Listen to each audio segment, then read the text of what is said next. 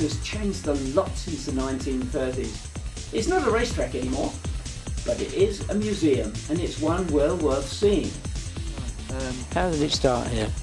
It was a racetrack. It was a racetrack in 1907. It was the world's first Formula One racetrack. We had cars, we had motorbikes, and then on the lower part, push bikes. And then it got to the stage where cars got much too fast for the track. The Napier Rowton lapped this track at 143.3 miles an hour, touching 160 to 117 places. And then as time went on, it got to the stage really cars had got so fast that it wasn't capable of being used for a Formula One circuit anymore. So the British Aircraft Corporation was formed out of Vickers Aircraft Corporation, and aircraft production took over between the wars, and at peak we had 16,000 people working on site.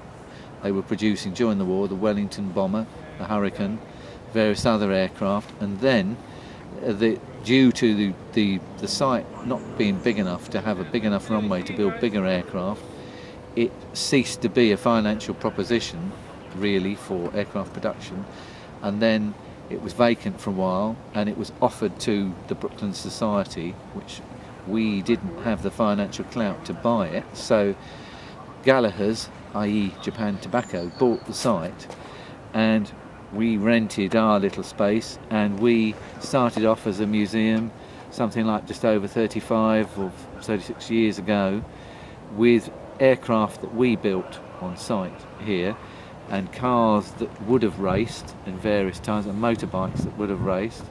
And it's got that popular. We've just received lottery funding to move the hangar, which was Grade 2 listed, by the side of the bus station there. We're building another two-storey building which will house movable aircraft, which we can taxi down the runway and release the finishing straight there, and then we're going to get a cover over the aircraft here. It'll be like an umbrella cover, so we can work on them. So in 15 to 20 years time you won't recognise this site as a museum.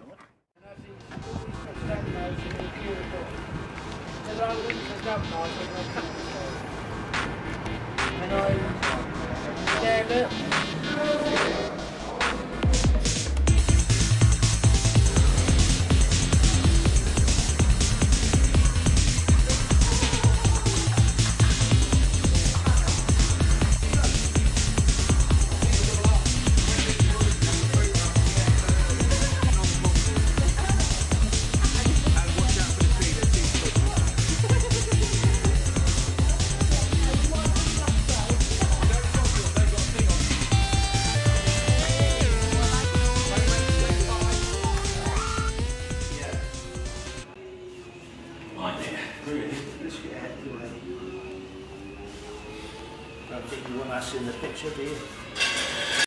You can talk. This car, this Cooper there, was first 64. It's where Jackie Stewart had his first win driving for Ken Tyrrell at East Horsley. So, yeah, Cooper cars. This was built, the chassis was welded up by Terry Kitson, the guy that owned the car later on in life. So we're just cleaning it up now to have some people coming from New Zealand to have a look and take measurements.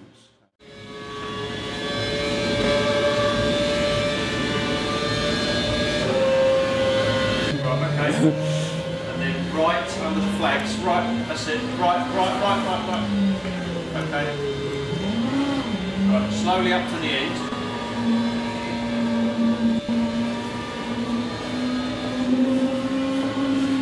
And then left at the end. Oh, what are you? 4502, like, yeah, stop. What are you checking?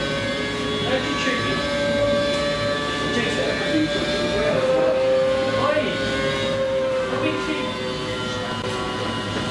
Hello ladies and gentlemen, welcome aboard Concord. My name is Mike Bannister, and it's my great pleasure to invite you on the world's only supersonic airliner as we prepare for departure from London's Heathrow.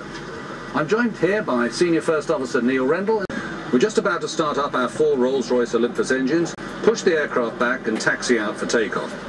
Do make yourselves comfortable as we offer you the finest wines, the finest cuisine, the finest service in the air. We're travelling so quickly that if we took off in the spring or the autumn when it was dark in London at 7 p.m, you'd travel across the Atlantic and see the sunrise in the west. Concorde was a design icon of the 20th and 21st century. She was clever, she was beautiful, she was a great technological achievement. She could do things that no aircraft could do then or now. But it was the people that made her really special. The designers, the builders, the people that operated the airplane, those that flew in her. It's those people that will ensure that Concorde will live forever. In the beginning I said that Brooklands was a museum. Well, it's more than a museum, it's an experience. There is a life, a vitality, a spirit. It's the spirit of Brooklands. And that is because of the volunteers that have dedicated their free time to making Brooklands what it is today. It's an experience, and it's one well worth seeing. Once you've been there, you're going to go back.